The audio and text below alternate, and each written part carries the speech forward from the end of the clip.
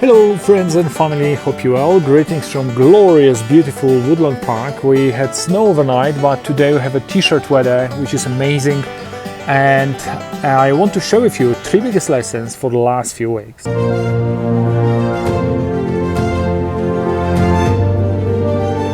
So lesson number 1 is what is capacity, why it matters, and what happens when we run out of it.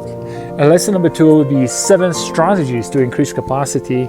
And lesson number 3 is why provision comes on a prepared vessels. Back to writing, which I love. I spend a lot of time in Cafe Leo in the evening, writing quite a lot. I wake up in the morning, I go for my morning run, then I sit down and I write again before going to college, which is amazing. It really sets my heart in a beautiful place. And in January we organized Boys Night Out as another session, and we played pickleball. It was my first time, but it's a blend of tennis and ping pong, which is quite easy to learn, lots of fun. We played for around 3 hours. There were 4 of us. All of us were very competitive, so there was lots of fun. We also organized our very first men's hiking club called the Narrow Way. And it was a cold day. The faces were blue, but we had great time. It was amazing. And last month I shared with you my planning template for 2026 with 3 very simple steps, right? Looking backwards, looking forward, and stepping into your vision, right? And the sequence really matters because it is designed to, first of all, destroy the disappointment, destroy the pain, then count the blessing, and only then plan forward, because it makes a massive difference. And once you have done it, we take baby steps towards your vision to unlock the dominoes. And if you missed that, I will include the link underneath this video. I also shared with you how to expect more, how to hope for more, how to believe for more. Guess what? When you do that, this will automatically put a demand on your capacity. So let's dive right into lesson 1. What is capacity? Why is it so important? And what do we do when we run out of it, right? So capacity is the ability to handle things.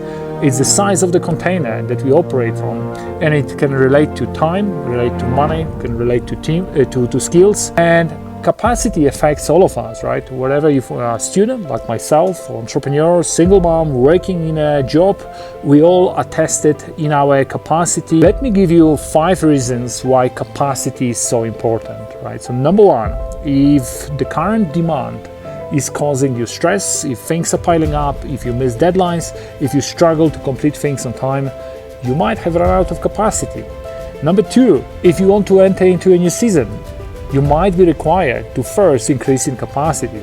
For example, a young couple that is pregnant, expecting a baby, they have to grow in capacity. An employee that is taking a managerial position, they have to grow in capacity. And number 3, if you want to take new territories, like starting a business, entering new markets, introducing new product to the market, we are required to grow in capacity. And number 4, when change is forced upon us, right? So change happens to all of us at all time, but we can experience either proactively, or sometimes we are put in a position where change is forced upon us. And maybe somebody who has lost a job recently because of AI, or maybe is worried about being replaced by AI, right? When that happens, it feels unfair. It might even bring resentment or even anger, because the change shows up unannounced, right? It disrupts everything around that. It places a demand in the current situation. But when that happens, we have to recalibrate and we have to grow in capacity. And last week I shared with you about a lady that I met on the way back from the Christmas sleigh that we had. And this lady lost her husband, and she suddenly became, imagine that, a mother of 9 kids, single mother of 9 kids, right? So a massive change was forced upon her. And a few weeks ago, I spoke to a friend whose sister suddenly passed away. And my friend and his family, they had to step in and take care of the children because the husband was not very capable. And it was hard because my friend, number 1, he was recovering from shock, he was dealing with grief, but at the same time, he had to find a solution for the kids, right? So the situation completely disrupted everything and demanded a sudden increase in capacity. And I don't know if you've been there, but a crisis like that requires new level of leadership, right? New level of skills, of wisdom, support structure, basically new level of capacity. And here's the hard truth. right? When change is forced upon us, and if we don't rise up to the occasion, the other people might suffer, right? So some people learn to grow through the challenge, and while walking through fire, they become leaders, but others are crushed by the situation, right? And they often, instead of growing in capacity, or at least borrowing capacity for a season, they avoid facing reality and even try to escape it through distractions or addictions. How is your level of capacity right now? Right? Are you proactive about change?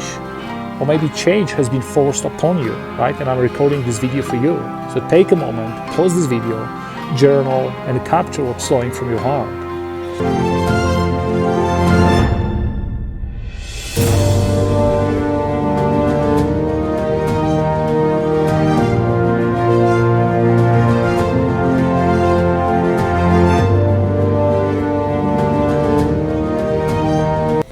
So that brings us to lesson number 2. And here I just want to talk about 7 strategies on how to grow capacity in order to be able to enter into a new season, because that's required. So here at the college, right after Christmas, our class was divided into teams. I'm part of Kachina's team. We are building Bread of Life, amazing mission-driven business. We were all assigned different roles like CEO, CMO, CFO, CTO, and I'm CEO, the Chief Operating Officer, and we all have to grow in our capacity to be able to walk in the new shoes. So there's a little bit of stretching that is taking place. On the top of that, we are asked to implement what we learned to our individual businesses. On top of that, we are required to read books. On the top of that, we need to complete ministry hours every semester, right? On the top of that, I write, I run webinars, I volunteer, I serve. You get the point, right? It's very easy to run out of capacity.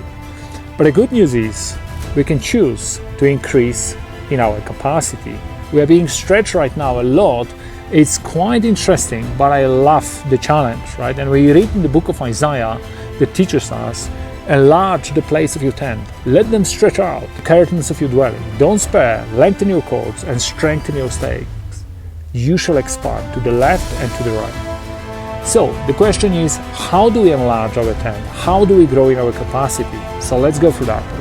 Strategy number 1 is welcome resistance, right? So we spoke about that in the previous video, about the importance of welcoming resistance, importance of creating growth environment, the importance of providing the new wineskin.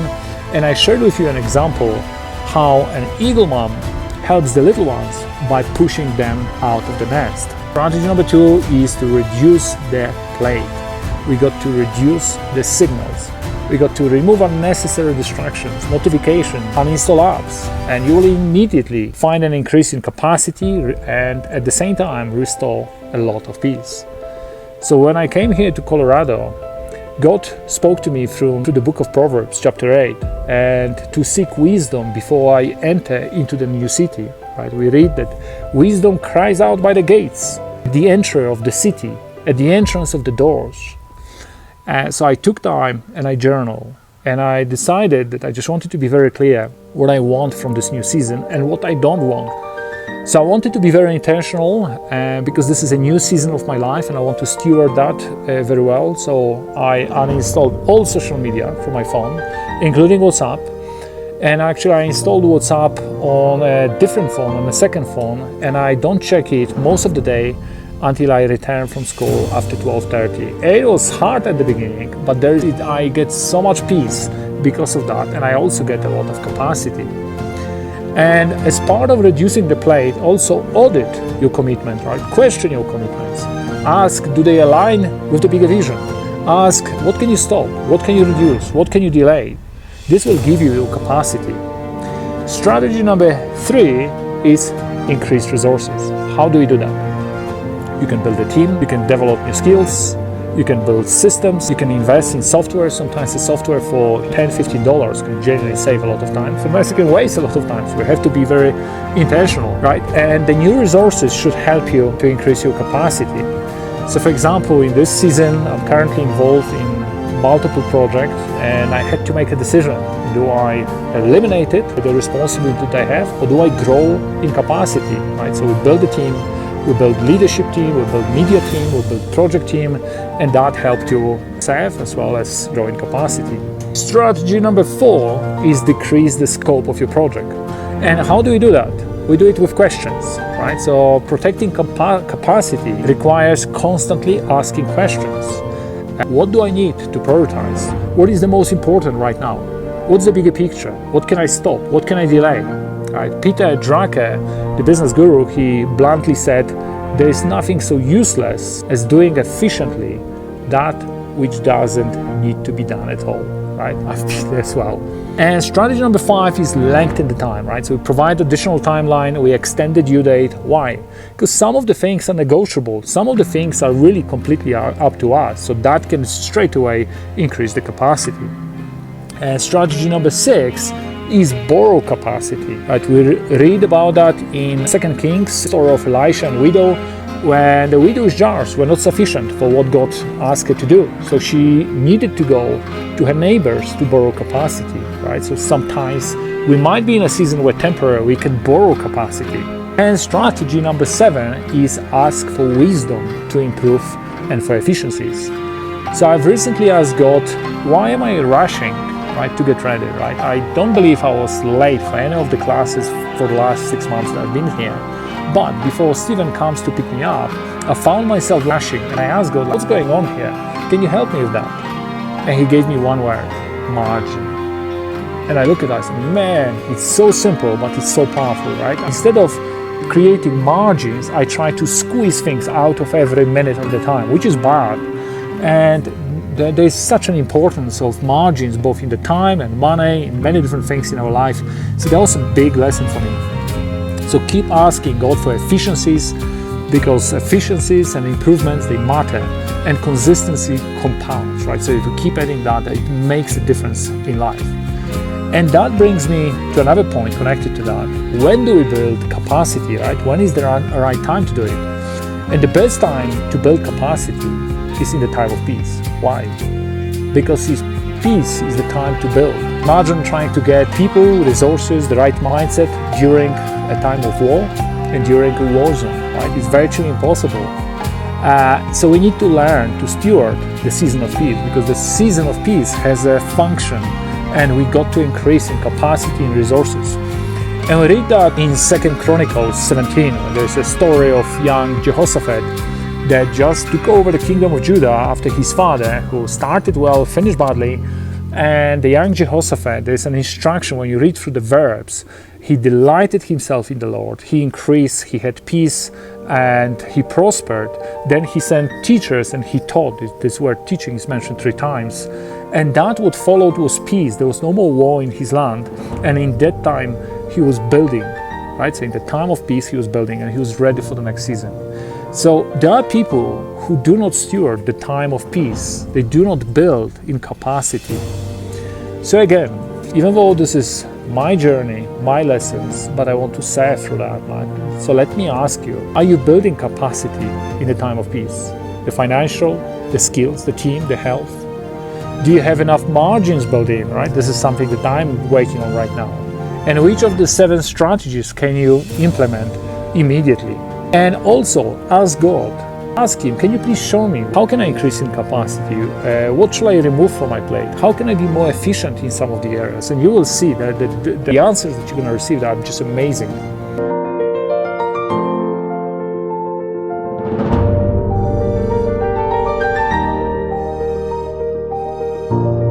So let's dive into lesson number 3, why provision comes on a prepared vessels. So please write it down. God's provision comes on a prepared vessels. This is virtually my biggest lesson for the month of January. This statement arrested me. It was so powerful, right? And we learned from Corey, POP, planning, order, provision. So question is, why God's provision comes on a prepared vessel, right? Some people pray for increase, but they are not ready to handle the current capacity and the increase that they have, right? Capacity determines the level of your blessings, the number of empty jars, the size of a net that we see. And for some people is like, do you even have a budget? Do you know what happened with your finances last month? Do you know, have you allocated, have you given job to your pound or a dollar for this coming month? And have you troubleshooted the difference, right? Because usually there's a gap. And if you haven't done that straight away, you're losing your capacity. And when an increase comes, we'll be ready for that. So our job is to prepare empty jars, and God's job is to fill them up, right? So we got to prepare. And we learn from Solomon that the plans of a diligent lead surely to plenty, but everyone who is hasty should lead to poverty. So building capacity requires detailed planning. And I've learned that some time ago that planning is an act of faith, right? Because you start visualizing things and planning, preparing for the future that you don't have in your hands yet. When I was coming here to Colorado, I had to break down the entire project about visa, about finance, about food, about accommodation, about school, about everything. And I had to plan it before I had any provision even. This is actually what we're doing right now in class, which is amazing. And challenge the assumptions. Run it past somebody else. I just virtually 2 hours ago finished a focus group where I had 8 people who were just punching holes in my pitch, in my presentation, which was uncomfortable, stretching, but at the same time was really good. So before we finish, take a moment and identify 1 or 2 baby steps that you can implement from this video, right? Make this 1-degree adjustment, little shift, because consistency compounds, right? So planting your seed. Before we part, let me just pray for anyone here who is maybe running out of capacity, maybe going through challenges, maybe have to borrow capacity even. So Father God, thank you for everyone who is watching here, and thank you for those people who right now might be going through a season of stretching, might have even run out of capacity, or maybe even a change was forced upon them. Lord, I ask for wisdom, because your word says, ask for wisdom, and you will give liberally. When we ask, expecting to receive. And Lord, I take authority over every spirit of depression. I come against discouragement. I come against hopelessness. I destroy that in Jesus' mighty name. And I lose the love, joy, peace, hope in Jesus' mighty name. Thank you so much, and see you next video.